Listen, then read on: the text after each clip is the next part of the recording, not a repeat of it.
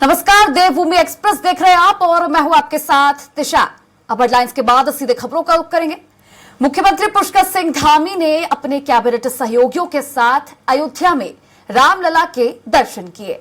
इस दौरान सभी बेहद उत्साहित और भक्ति भाव में डूबे हुए नजर आए। मुख्यमंत्री पुष्कर सिंह धामी मंत्रिमंडल में अपने सहयोगियों सतपाल महाराज, प्रेमचंद अग्रवाल, सुबोध उनियाल, डॉक्टर धन सिंह रावत, रेखा आर्य एवं राज्यसभा सांसद नरेश बंसल के साथ जॉली ग्रांट एयरपोर्ट पहुंचे, जहां से वे श्री अयोध्या धाम के लिए रवाना हुए। अयोध्या में महर्षि वाल्मीकि अंतर्राष्ट्रीय हवाई अड्डा में पहुंचे, जहां पर मुख्यमंत्री पुष्कर सिंह धामी और उनके सहयोगियों का भव्य स्वागत हुआ। इस बीच पूरा परिसर जय श्री राम के नारों से गूंज उठा। यहां से वे राम जन्मभूमि के लिए रवाना हुए। मुख्यमंत्री और उनके सहयोगी श्री अयोध्या धाम में प्रभु श्री राम को साष्टांग नमन कर पूजा अर्चना की। दर्शन करने के बाद मुख्यमंत्री पुष्कर सिंह धामी भावुक हो गए। इस दौरान मुख्यमंत्री ने कहा कि श्री राम लला के दर्शन से रोम रोम भक्तिमय और मन प्रफुल्लित हो गया है। उन्होंने कहा कि रामलला को कोई वर्षों तक टेंट में रहना पड़ा। आज भव्य मंदिर में रामलला के दर्शन किए, मैं भाव विहल हूं और प्रभु श्री राम के चरणों में समर्पित हूं।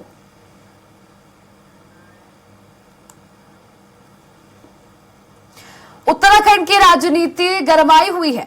इसी बीच सीएम धामी और उनकी कैबिनेट रामलला के दर्शन करने अयोध्या पहुंची।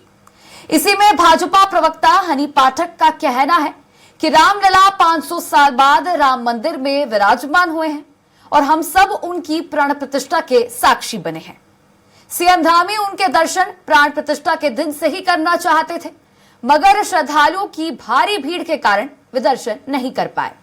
लेकिन अब निमंत्रण आने पर सीएम धामी कैबिनेट के सदस्यों के साथ दर्शन करने पहुंच गए हैं। ठीक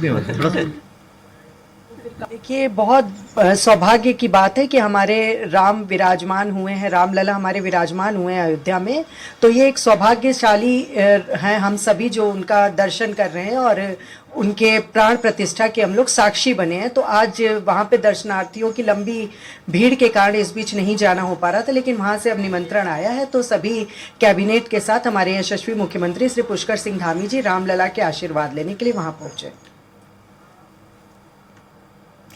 कांग्रेस प्रदेश अध्यक्ष करण माहरा ने मुख्यमंत्री पुष्कर सिंह धामी के अयोध्या दौरे पर तंज कसा है।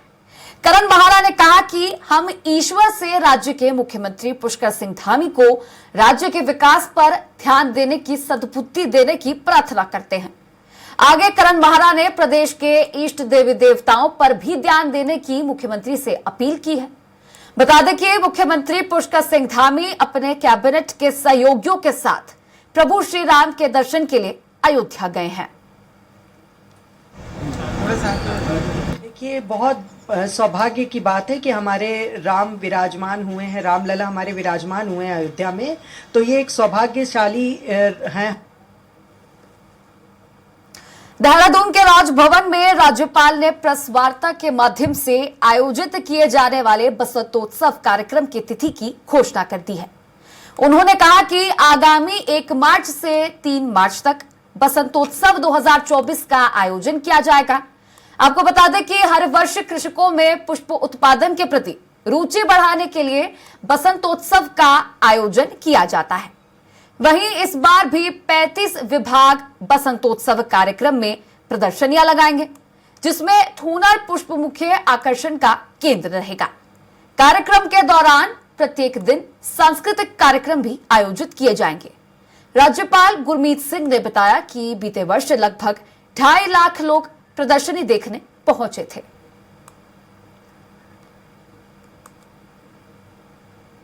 तो ऐसा लगता है कि प्रभु जो हमारे पुष्प हैं उनको अलग से एक वरदान देते हैं। हमारे पास में वर्तमान में 669 हेक्टेयर पुष्प उत्पादन किया जाता है।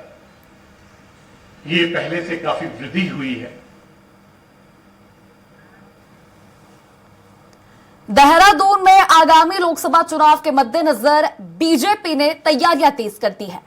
28 फरवरी को जहां उत्तराखंड में बीजेपी के राष्ट्रीय अध्यक्ष जेपी नड्डा का दौरा होने वाला है। तो वहीं ठीक एक दिन पहले राष्ट्रीय महासचिव संगठन बीएल संतोष उत्तराखंड के दौरे पर रहेंगे, जबकि कल प्रदेश प्रभारी दुष्यंत गौतम प्रदेश भाजपा नेताओं के साथ बैठक करेंगे। भाजपा प्रदेश प्रवक्ता हनी पाठक ने बताया है कि लोकसभा चुनाव निकट है, इसके मद्देनजर केंद्रीय नेताओं का दौरा प्रदेश में लगातार होने वाला है, जिसमें आगामी लोकसभा चुनाव के मद्देनजर रणनीति पर चर्चा की जाएगी। देखिए, जहां तक बात है दौरे की, तो ये लोकसभा चुनाव एकदम निकट है, उसको लेते हुए लगातार हमारे मंत्रीगण और राष्ट्रीय महामंत्रीगण, राष्ट्रीय अध्यक्ष, ये सभी उत्तराखंड दौरे पर आ रहे हैं। और अभी जैसे ये राष्ट्रीय अधिवेशन हमारा बीता है, तो उसमें जो जो बातें हुई हैं वो सभी प्रदेश में पहुंचाने के लिए सभी हमारे नेतागण यहाँ पर आएंगे और अपनी बात रखेंगे और कार्यकर्ताओं को उत्साहवर्धन। हल्द्वानी के बनभूलपुरा में हुई हिंसा में अब तक 68 दंगाई गिरफ्तार हो चुके हैं। एसएसपी प्रहलाद मीणा ने जानकारी देते हुए बताया कि बनभूलपुरा हिंसा में आज 10 और दंगाइयों को पुलिस ने गिरफ्तार किया है। वांटेड चल रहे 6 दंगाइयों में से 2 मुख्य दंगाई तस्लीम और वसीम को भी गिरफ्तार किया गया है। इनके पास से पीएससी जवानों से लूटे गए 2 कारतूस भी बरामद किए गए हैं। साथ ही पेट्रोल बम बनाने के लिए दंगाइयों को पेट्रोल सप्लाई करने वाला अरबाज भी गिरफ्तार हो गया है। एसएसपी ने बताया कि अब तक बनभूलपुरा हिंसा में 68 दंगाइयों की गिरफ्तारी हो चुकी है।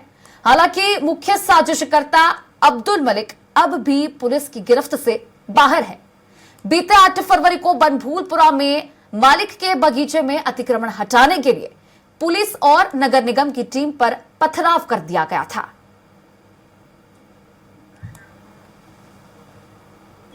बनभूलपुरा में जो प्रकरण हुआ, इसमें 3 एफआईआर हुई है। तो 3 एफआईआर में अब तक हम पहले 58 लोग हमने गिरफ्तार किए थे। आज 10 लोगों को और गिरफ्तार किया हमने। तो इस तरीके से अब तक जो है टोटल 68 लोगों की 68 लोगों की गिरफ्तारी हो गई है। आज जो हमने गिरफ्तार किया है, इनमें 2 और नामजद अभियुक्त हैं जिनकी गिरफ्तारी की गई है। तो टोटल 16 में से हमने 12 नामजद अभियुक्त जो है उनकी गिरफ्तारी कर ली है। 4 अभियुक्त अभी और भी बच रहे हैं जो नामजद है और फरार है। इनकी गिरफ्तारी हम जल्दी ही कर लेंगे। हल्द्वानी पहुंचे गदरपुर विधायक और पूर्व कैबिनेट मंत्री अरविंद पांडे ने हाल ही में हल्द्वानी में हुई हिंसा पर बड़ा बयान देते हुए कहा कि देवभूमि में दंगाइयों की कोई जगह नहीं है, जो दंगा करेगा सीधे ऊपर जाएगा। हल्द्वानी में एक निजी कार्यक्रम में पहुंचे अरविंद पांडे ने कहा कि हिंसा और दंगे की जनक कांग्रेस रही है, क्योंकि कांग्रेस ने हमेशा तुष्टीकरण की राजनीति की है और देवभूमि में जो हिंसा और दंगा हुआ है, इन दंगाइयों के लिए उत्तराखंड में कोई जगह नहीं है और जो दंगा करेगा वे नीचे नहीं सीधा ऊपर जाएगा, उसे नीचे रहने का अधिकार नहीं है।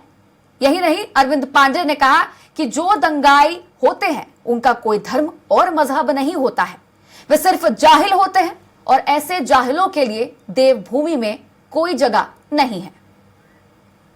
मैं उनको किसी जाति मजहब का नहीं मानता हूँ। ये किसी जाति मजहब के होते भी नहीं है। ये तो जाहिल लोग हैं। जो लोग दंगाई हैं वो समाज के दुश्मन है, इंसानियत के दुश्मन है। मैं ऐसे जाहिलों से कहना चाहता हूँ कि उत्तराखंड देवभूमि है। ये बाबा केदार की धरती है, बाबा जागेश्वर की धरती है। यहाँ जो दंगाई बनेगा वो सीधे ऊपर जाएगा, उसको नीचे रहने का कोई अधिकार नहीं है। हल्द्वानी पहुंचे विश्व हिंदू परिषद के कार्यकर्ताओं ने सिटी मजिस्ट्रेट के माध्यम से मुख्यमंत्री को ज्ञापन सौंपा। इस दौरान उन्होंने हल्द्वानी में हुई हिंसा पर कड़े शब्दों में विरोध जताते हुए कहा कि लंबे समय से हल्द्वानी जैसे शांत शहर का माहौल खराब किया जा रहा है। हल्द्वानी शहर में बाहर से आए लोगों द्वारा पहाड़ की शांतवादियों में अराजकता फैलाई जा रही है। ऐसे लोगों के खिलाफ सख्त कार्रवाई होनी चाहिए। उन्होंने आगे कहा कि ऐसे लोग जो समाज का सौहार्द बिगाड़ रहे हैं, उन लोगों के खिलाफ अतिक्रमण हटाओ अभियान भी लगातार जारी होना चाहिए। विश्व हिंदू परिषद के कार्यकर्ताओं ने प्रशासन की कार्यवाही पर धन्यवाद भी ज्ञापित किया। हमें यह लगता है कि जो भी लोग हमारे द्वारा जो समरस हिंदू समाज है इसके हृदय को आघात पहुंचाने का जो प्रयास करते हैं उनके खिलाफ सख्त से सख्त कार्रवाई होनी चाहिए। 8 तारीख की घटना भी उसी का एक उदाहरण है। हमने अनेकों बार इस प्रकार के कई ऐसे उदाहरण सेट किए हैं कि जिससे हमारी तरफ से हमेशा उनके प्रति प्रेम और सौहार्द का भाव आता है। देखो, ये आतंकी घटना हुई है, बिल्कुल भी शहीद का दर्जा नहीं देना चाहिए। हल्द्वानी को कश्मीर बनाने की कोशिश की है, योजना से उन्होंने प्रशासन को मारने की कोशिश की है। यहाँ के जो अधिकारी थे उनको टारगेट बनाया गया। मैं धन्यवाद देता हूँ यहाँ की जिलाधिकारी, यहाँ के SSP, यहाँ के पंकज उपाध्याय जी, ऋचा बहन जी को, जिन्होंने अपनी सूझबूझ से हल्द्वानी को बचाया है। पहले तो ये हम सब लोगों के लिए दुखद विषय है कि उत्तराखंड जैसी शांत वादियों में जो संस्कृति से है, ऐसा हमने दिन देखा, एक काले दिवस के रूप में देखा। और इसको जो समर्थन कर रहे हैं ये उनके लिए भी एक जो संवैधानिक रूप से कहते हैं ना, हम संविधान से चलते हैं, लोकतंत्र से चलते हैं, उनके लिए भी प्रश्न है। क्योंकि आपने एक व्यवस्था को चुनौती दी है, आपने खुद डायरेक्ट संविधान को चुनौती दी है। इस सांस्कृतिक जैसी ये घटना जो इस क्षेत्र में हुई है, हम सब लोगों के लिए प्रश्नवाचक चिन्ह है। देहरादून में जिलाधिकारी सोनिका ने जिला स्तरीय अधिकारियों को मतदाता शपथ दिलाई। उन्होंने सभी विभागीय अधिकारियों को अपने अपने स्तर पर मतदाता जागरूकता के लिए जागरूकता गतिविधि आयोजित करने और अधिक से अधिक लोगों को मतदान के लिए प्रेरित करने के निर्देश दिए हैं। जिलाधिकारी ने सभी मतदाताओं से अपने मताधिकार का प्रयोग करने की अपील भी की है। उन्होंने कहा कि सभी मतदाता लोकतंत्र के इस महापर्व में अपनी भागीदारी निभाएं और अपनी सरकार चुनकर लोकतंत्र को मजबूत करें। कार्यक्रम के दौरान मुख्य विकास अधिकारी, अपर जिलाधिकारी समेत अन्य अधिकारी मौजूद रहे। अभी स्वीप की एक्टिविटीज़ हम लोग कर रहे हैं और हम लोगों का एक रोस्टर आया हुआ है जिसके क्रम में हम लोग हर दिन कोई ना कोई एक्टिविटी स्वीप में करते हैं। आज हमारे द्वारा शपथ ली गई है और सब्सिक्वेंटली अलग अलग तरह की एक्टिविटीज़ हमारे स्कूल्स में, कॉलेजेस में, सभी जगह पे हो रही है और हम सभी को जागरूक कर रहे हैं कि अपने मताधिकार का प्रयोग जरूर करें। काशीपुर जिले के वरिष्ठ पुलिस अधीक्षक मंजूनाथ टीसी ने नशे को लेकर जिले भर की पुलिस को निर्देशित किया है कि नशे के खिलाफ जमकर चेकिंग अभियान चलाया जाए और नशे को जड़ से मिटाया जाए। इसी क्रम में काशीपुर पुलिस ने नशे के विरुद्ध अभियान चलाते हुए एक व्यक्ति से करीब 7 लाख रुपए की 53 ग्राम स्मैक बरामद करने में सफलता हासिल की है। घटना का खुलासा करते हुए कोतवाली परिसर में सीओ अनुष्का बडोला ने बताया कि काली बस्ती हजरत नगर काशीपुर निवासी नदीम लंबे समय से पुलिस की आंख में धूल झोंकते हुए नशे का कारोबार करते थे। नदीम के ऊपर लगभग 8 मुकदमे पहले से चल रहे हैं। पुलिस फिलहाल इसके ऊपर गैंगस्टर की कार्रवाई करने जा रही है। चौकी क्षेत्र अंतर्गत हमारे अभियुक्त एक नदीम करके है, उसको बीडी भी बुलाया जाता है। इसके पास से 53 ग्राम स्मैक मिली है। इसके ऊपर ऑलरेडी 7 मुकदमे पंजीकृत हैं जिसमें शस्त्र अधिनियम के भी मुकदमे हैं और एनडीपीएस के भी मुकदमे हैं। तो बहुत ही अच्छी कार्रवाई करते हुए काशीपुर पुलिस द्वारा इसे अभियुक्त को गिरफ्तार किया गया है और इसके ऊपर हम कड़ी से कड़ी कार्रवाई करते हुए, चाहे गुंडा हो चाहे गैंगस्टर हो, इसके ऊपर और भी कार्रवाई करेंगे। आगामी लोकसभा चुनावों को सकुशल संपन्न कराने के लिए दून पुलिस ने तैयारियां शुरू कर दी हैं। वरिष्ठ पुलिस अधीक्षक अजय सिंह के निर्देशों पर जनपद में बड़े स्तर पर सत्यापन अभियान चलाया जा रहा है। अभियान के दौरान सभी थाना क्षेत्रों में जनपद पुलिस की अलग अलग टीमों द्वारा पीएससी को साथ लेकर थाना क्षेत्रों में निवासरत किराएदारों, अन्य संदिग्ध व्यक्तियों का सत्यापन किया जा रहा है। यह बताते चले कि सत्यापन अभियान के दौरान पुलिस की अलग अलग टीमों ने अब तक डोर टू डोर जाकर कुल 6,372 लोगों के सत्यापन की कार्रवाई करते हुए उनकी व्यक्तिगत जानकारी एकत्रित की है। साथ ही 154 संदिग्ध व्यक्तियों का पुलिस एक्ट में चालान कर दिया गया है, जुर्माना वसूला गया है। इस दौरान विभिन्न थाना क्षेत्रों में संदिग्ध अवस्था में खड़े 17 वाहनों को सीज कर संबंधित थानों में दाखिल किया गया है।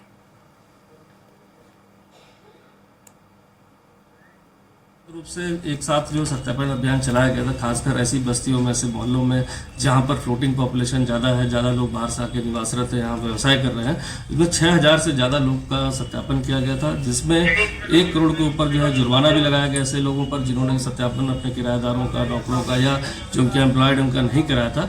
और इसमें 200-250 लोग भी वैसे मिले जो संदिग्ध थे, जिनके पास कोई ऐसा जेन्युइन कागज नहीं मिला जिससे वो वेरिफिकेशन उनका हो पाए।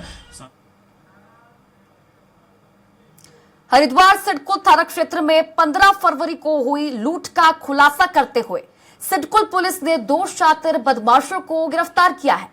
इनके कब्जे से नकदी, तमंचा और अन्य सामान बरामद हुआ है, जबकि इनके एक फरार साथी को पुलिस तलाश कर रही है। घटना का खुलासा करते हुए एसपी सिटी स्वतंत्र कुमार ने बताया कि सिडकुल थाना क्षेत्र में 15 फरवरी को हजारा ग्रंट आसफ नगर के बीच अज्ञात बदमाशों ने धनौरी प्राण कलियर निवासी राहुल कुमार को तमंचा दिखाकर 1.5 लाख की लूट को अंजाम दिया, जिसके संबंध में थाना सिडकुल में मुकदमा दर्ज कराया गया था। आरोपियों की गिरफ्तारी के लिए गठित पुलिस टीम द्वारा घटनास्थल और रास्तों पर लगे सैकड़ों सीसीटीवी फुटेज चेक किए गए हैं। मुखबिर की सूचना पर बीते रोज देर शाम ओशो आश्रम के पास पीरवारी गली से 2 आरोपियों को पुलिस ने गिरफ्तार कर जेल भेज दिया है।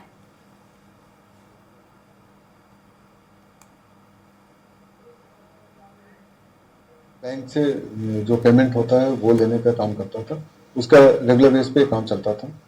और 15 तारीख को भी डेली जिस तरह वो जाता था उसी तरह बैंक से पेमेंट लेके जा रहा था। लगभग 1.5 लाख के आसपास पेमेंट था, 1,48,000 समथिंग था। और लेके जब वापस आ रहा था तो उसकी रेकी की गई थी। गुलाम साबिर करके एक व्यक्ति है, हजारा ग्राम में ही रहता है, उसके द्वारा रेकी की गई। अपने दोस्तों को बुला के फिर उस लूट के वारदात को अंजाम दिया गया था। तो इसी के साथ देवभूमि एक्सप्रेस में फिलहाल इतना ही। आप देखते रहिए स्वराज एक्सप्रेस। नमस्कार।